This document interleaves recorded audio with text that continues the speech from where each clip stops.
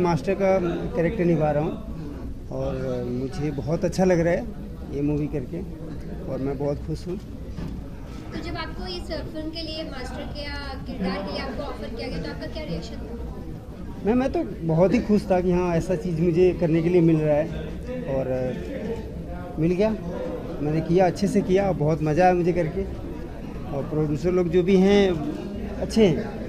हमने आपसे जानना चाहूँगी आप किस तरह के किरदार को निभा रही है इस फिल्म में? जी नमस्कार, मेरा नाम है अलिश्मिता गोस्वामी और मैं असम से हूँ।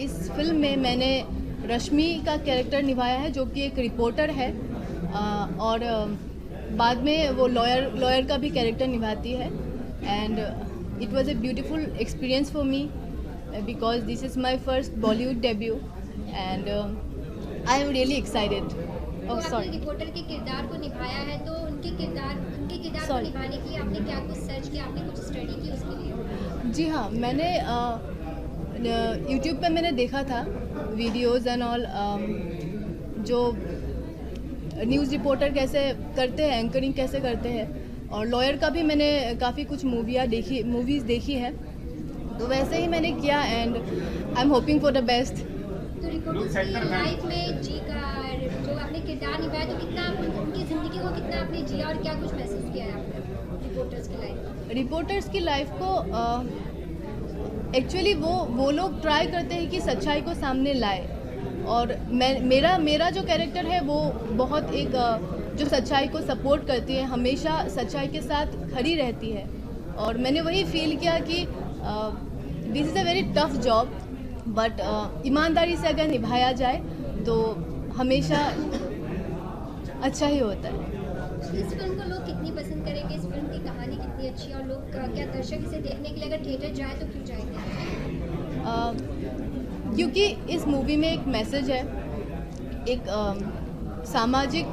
सामाजिक जो इशू है सरकारी स्कूलों की जो दुर्दशा है उस पर एक निर्धारित ये मूवी है और इसीलिए आई थिंक आप लोगों को ये मूवी देखने में अच्छी लगेगी। इंटरटेनमेंट भी है, ऐसा नहीं, कॉमेडी भी है और मैसेज भी, अच्छी मूवी है, पब्लिक इसको अच्छी पसंद करेगी और मैं यही चाहूँगा कि पब्लिक जाए थिएटर तक देखे उसको और पसंद करे। आज ट्रेलर लॉन्च है, क्या कहना चाहेंगे? Trailer launch I am very excited because मैंने ट्रेलर देखी नहीं है मूवी की, so I am really very excited and hoping for the best.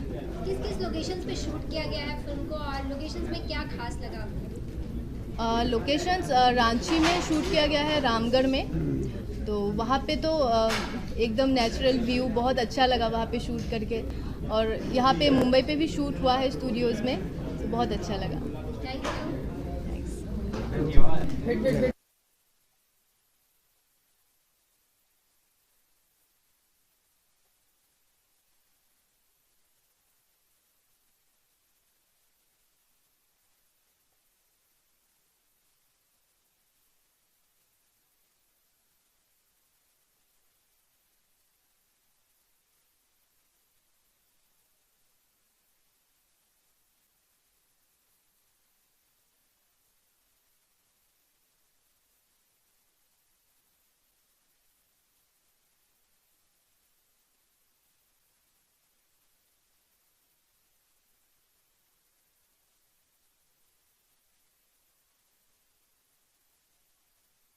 देके और स्कूल बनवा दिया करते थे ताकि बच्चों को एजुकेशन भी साथ साथ दिया जा सके। मेरे नाना जी ने यही किया था कि बिल्कुल छोटा सा गांव था, वहाँ एक स्कूल बनवा दिया। मैं तो उसी में पढ़ा हुआ हूँ 11वीं तक और फिर स्कूल वो उन्होंने सरकार को दे दी और सरकार वो स्कूल चलाती है।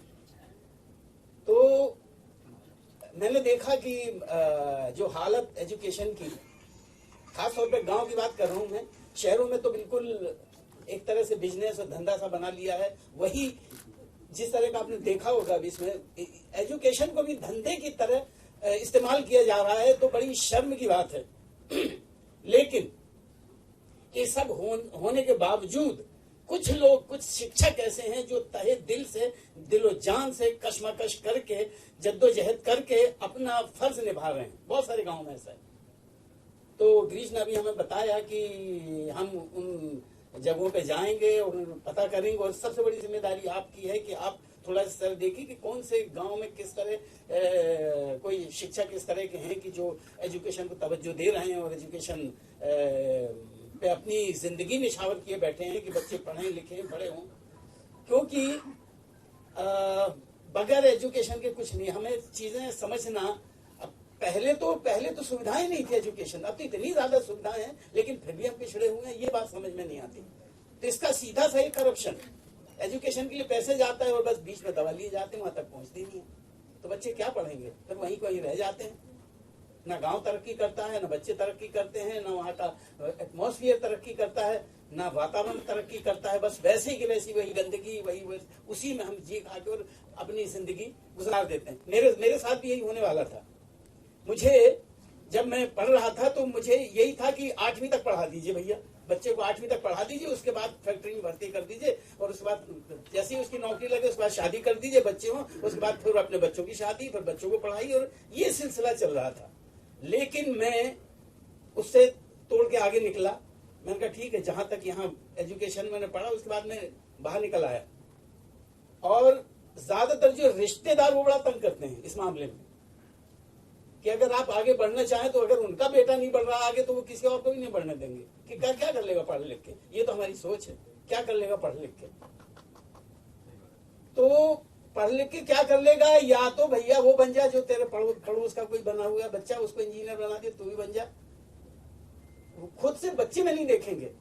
ये सबसे बड़ी कमजोरी है हमारे हिंदुस्तान के एजुकेशन में कि बच्चे की जहन में क्या है, बच्चे में क्या कुव्वत है, उसमें खास बात क्या है, क्या खासियत उस बच्चे में, ये हमारे यहाँ देखा ही नहीं जाता। सीधा उठा के बच्चे को और जो वो चाहते माँ बाप वहीं जाके खींच के ले जाके उसको पटक देते वहां, चाहे बच्चा चाह रहा हो चाहे ना चाह रहा हो। इस वजह से भी एजुकेशन पिछड़ा हुआ चला जा रहा है। उसको ऐसा कुछ बना देंगे जो उस बेचारा नहीं बनना चाहता। ईश्वर ने हर बच्चे के जिंदगी में कोई कुव्वत दी है, कोई खास बातें दी हैं, कुछ चीजें दी हैं जिससे ही वो तरक्की कर सकता है। मेरा ऐसा मानना है और होता ही है कि हर बच्चा कुछ ना कुछ लेके ही आता है। लेकिन हम लोग क्या करते हैं, उसको जो वो जिस रास्ते पे वो जाना चाहते उस रास्ते पे ना ले जाके हम दूसरा रास्ता पकड़ा देते उसे, फिर कहां से तरक्की करेगा वो।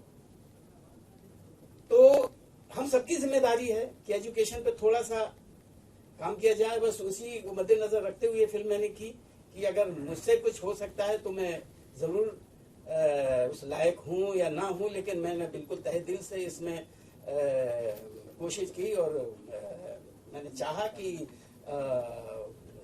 इस तरह की और भी फिल्में बने जो हमारे एजुकेशन का पर्दाफाश करें कि किस तरह का होना चाहिए एजुकेशन और किस तरह का हो रहा है। बस यही बात है। तो कुछ 10 लोगों के लिए आपने कहा है ना कि जो शिक्षक गांव में छोटी छोटी जगहों में और एजुकेशन पे काम कर रहे हैं बड़े निस्वार्थ होके, उनके लिए गिरीश ने मुझे बताया कि 10 ऐसे शिक्षकों को हम तीनों नुपुर जी और आशुतोष जी तीनों ने मिलकर ये किया था। सबसे पहले आप सबको मैं प्रणाम करता हूं और हमारे ये जो प्रोड्यूसर साहब है, मुझे ऐसा लगता है कि इनके बारे में मैं इतना ये कहना बहुत जरूरी है कि बहुत बड़ी बात है कि सब लोग आंकड़ों की बात करके सिनेमा बनते हैं। हर एंगल से दुनिया भर की ऑडियंस डिवाइड हो चुकी, कोई क्लासिक फिल्म के बारे में सोचता है, कोई क्रिएटिव या कोई कमर्शियल। तो ये जो गणित है, तो हम जैसे कलाकार हैं, हम लोगों को चाहे क्लासिक सिनेमा हो या चाहे कमर्शियल, उसमें सिर्फ अच्छा परफॉर्म करना, अच्छा किरदार चुनना, अच्छे डायरेक्टर के साथ काम करके अपने आप को थोड़ा सा तराशने का मौका ले लेना, ये सारी जिम्मेदारी हमारी होती है। तो मैं इन लोगों को मुबारकबाद हम सब लोग देना बहुत जरूरी मानता हूं, क्योंकि ऐसे सब्जेक्ट को हाथ डालना जिसका कोई फ्यूचर कमर्शियल एंगल से अगर देखा जाए तो नहीं होता। तो ये जो जनजागरण वाली जो बात है, ये बात इन्होंने अपने सिनेमा के माध्यम से लोगों तक, आप तक पहुंचाने की कोशिश की है। और जो सक्सेस जो पाया जाता है, वो सक्सेस कमाने वाले या क्या कहते हैं उसे, आप ही लोग हो, जो ऐसे क्रिएटिविटी संभालने वाले लोगों के साथ आप लोगों का होना बहुत जरूरी है। और रहा सवाल आपने जो कहा हो, मैं अपने आप को बड़ा भाग्यशाली समझता हूँ कि चलो 100 करोड़ की इसमें ये मेरी तीसरी मूवी है। और शिक्षा की अगर बात आ जाती है तो मैं भी बारामती डिस्ट्रिक्ट में एक छोटा सा गांव है 18-20 किलोमीटर के डिस्टेंस पे, जहाँ पे आज भी 3 बार पहले तो एक ही एसटी आया करती थी, अब 3 बार गांव में एसटी आती है। मेरे गांव में पवरवाड़ी करके छोटा सा गांव है जहां पे अभी भी 32 सिर्फ गांव घर है, 32 घर उसमें है। और एक दूसरे के घर की तरफ जाने का जो रास्ता जिसे कहा जाता था, तो रघु सर की ये खेती है, मेरी ये खेती, उसका जो बांध हुआ करता था वो हमारा रास्ता है आज भी। तो कहने का मतलब कि कुछ सपने लेके इस शहर में आए, बट जब यहाँ पे आया तो अभी ये सब्जेक्ट वही है कि मेरी शुरुआत तो लैंग्वेज से हो गई। मतलब अच्छा हिंदी तो दूर की बात है, और मराठी में भी मतलब हर 100 किलोमीटर के डिस्टेंस पे लैंग्वेज चेंज हो जाती है। तो जो शैक्षणिक व्यवस्था की बात अगर की जाए तो आज की तारीख में लोग मुझे अपना एक हमारे गांव का आइकॉन मान के बुलाते हैं, चला जाता हूं।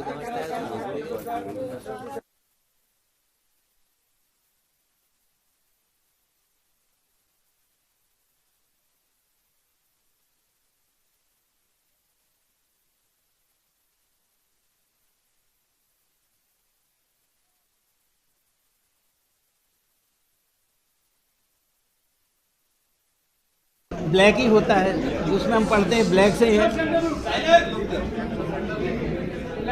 पहले हम ब्लैक बोर्ड में पढ़ा करते थे, जो चौक से लिखा करते थे। आजकल वाइट बोर्ड भी होने लगे हैं, उसमें कुछ पेन और उस तरह के स्केच पेन और उससे लिखा जाता है। तो मुझे तो लगता है कि अब बोर्ड कहाँ आता है, एजुकेशन में ही आता है। तो एजुकेशन को मद्देनज़र रखते हुए वाइट बोर्ड और ब्लैक बोर्ड नाम रख दिया। मुझे तो यही समझ में आता है। एक फिल्म के अंदर मैसेज भी है, हाँ, फिल्म तो दिखाया गया शिक्षा को लेकर बनी हुई है जी। तो सर सरकार को इसमें टैक्स फ्री करना चाहिए फिल्म को लेकर? बिल्कुल करना चाहिए भाई, ये तो मेन हमारा एक बहुत अहम मसला है शिक्षा। अगर शिक्षा ना होगा तो हम कहीं नहीं पहुंच सकते, बगैर शिक्षा के हम कहीं नहीं जा सकते। तो शिक्षा तो अहम मसला है, उसके लिए अगर इस तरह की फिल्में बनती हैं तो उनको टैक्स फ्री करना ही चाहिए जी।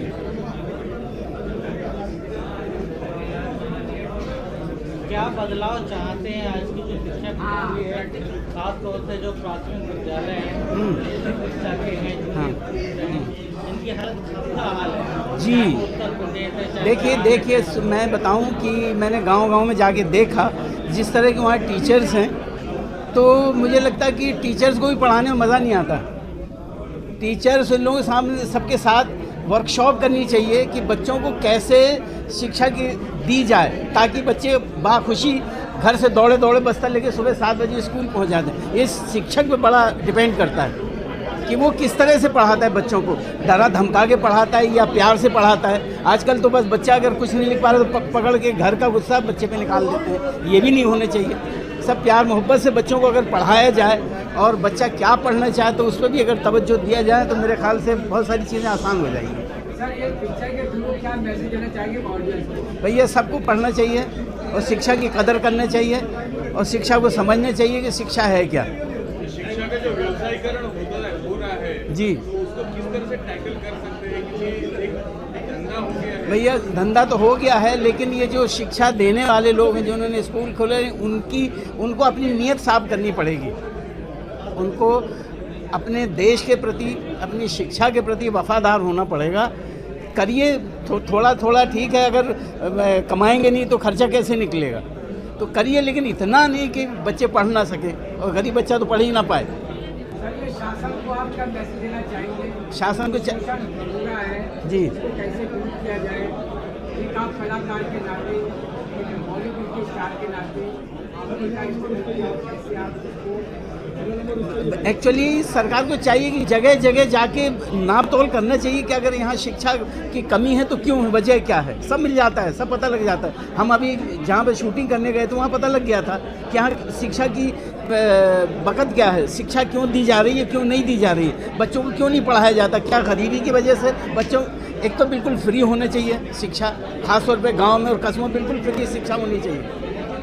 और मैंने ये भी पता किया कि मास्टरों की तनख्वाह भी बड़ी कम है वहाँ पर, तो कोई शिक्षा इस व्यवसाय में आना भी नहीं चाहता। ये भी है सारी, ऐसा लगता है शिक्षा शहरों में आके बस गई है और शहर के आप अब कहीं और शिक्षा प्राप्त कर ही नहीं सकते। जी जी जी जी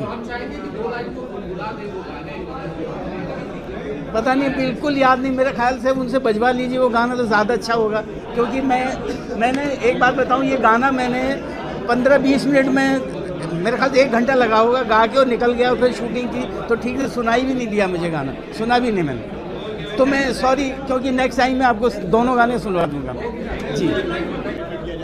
थैंक यू।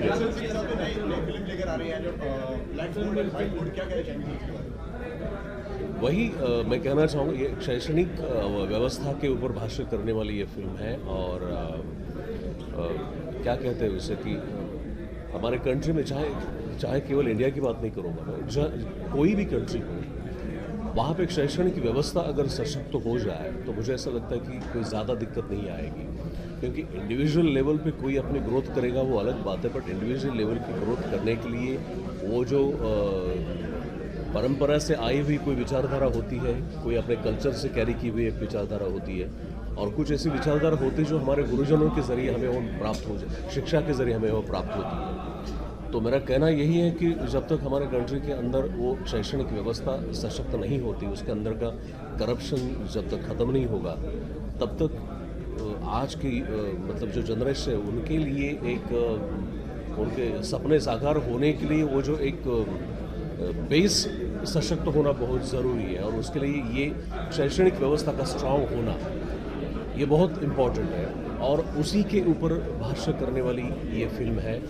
और क्या कहते कि मैं खुद सरकारी स्कूल में पढ़ चुका हूँ, और बीच में ये पिछले 15-20-40-30 सालों के आसपास से शायद सरकारी स्कूलों के साथ साथ एक प्राइवेट स्कूल की भी एक चेन हमारे यहाँ पे शुरू होने लगी, और फिर ये सारी चीज़ें डिवाइड होती गई। मतलब कोई प्राइवेट स्कूल ऐसे लोग उस प्राइवेट स्कूल के मालिक रहे जिनकी वजह से सुविधाएं तो स्टूडेंट्स को उन्होंने देना शुरू कर दिया, बट सवाल जब शिक्षा का आता है तो वो उसमें कहीं ना कहीं तो ये बाधाएं आने लगी, उसके बीच में वो करप्शन आने लगा। और मेरा ये मानना कि करप्शन तो हर जगह पे है, उसको कोई एक सिनेमा या कोई एक जेन्युइन पर्सन उसको दुरुस्त तो करना बहुत मुश्किल है, बट सिनेमा के माध्यम से वो कहने की कोशिश है इस फिल्म के माध्यम से कि अगर उस हिसाब से कहा जाए तो ये पाप है यार, मतलब शैक्षणिक व्यवस्था के अंदर का करप्शन है ना, ये पाप है। हम हमारे देश की उस पीढ़ी को बर्बाद करेंगे जिस पीढ़ी के हाथों में हमारे देश का भविष्य अगर निर्भर है, तो वो पीढ़ी एक ताकतवर पढ़ी लिखी कल्चरल संस्कार प्रिय होना बहुत ज़रूरी है, ये मेरा मानना है। और अगर ऐसा नहीं हुआ तो फिर हमारे उस देश की प्रगति के बारे में नहीं सोच सकते, हम तो बस डे टू डे हमारे देश के अधोगति के बारे में ही हमें सामना करना पड़ेगा, ये मेरा मानना है पर्सनली। तो एक ऐसे प्रवृत्ति जो है, जैसे क्या कहूँगा मैं उसे, समाज के अंदर जो इस तरह का करप्शन करने वाली जो एक प्रवृत्ति है, उस प्रवृत्ति को साकार करने की मैंने कोशिश की है, जो करते समय भी मुझे बड़ी तकलीफ हो रही थी कि मैं ये महसूस कर रहा था कि यार मैं अगर अशोक समर्थ को अगर मैं थोड़ा सा साइड करूं, और जब उस गजराज सिंह को मुझे अगर प्रेजेंट करना है, तो हमारे देश के अंदर इस तरह के लोग भी हैं जो इस शैक्षणिक व्यवस्था के अंदर का करप्शन को इतने परिचित है और वो खुद उसका मार्केटिंग भी कर रहे हैं। तो कहीं ना कहीं ये मुझे परफॉर्म करते समय तकलीफ भी हो गई, बट एक चीज़ मेरे सामने आ गई कि उस प्रवृत्ति को साकार करना ये मेरी ड्यूटी एज एन एक्टर रही है, और वो एक प्रयास मैंने किया हुआ है।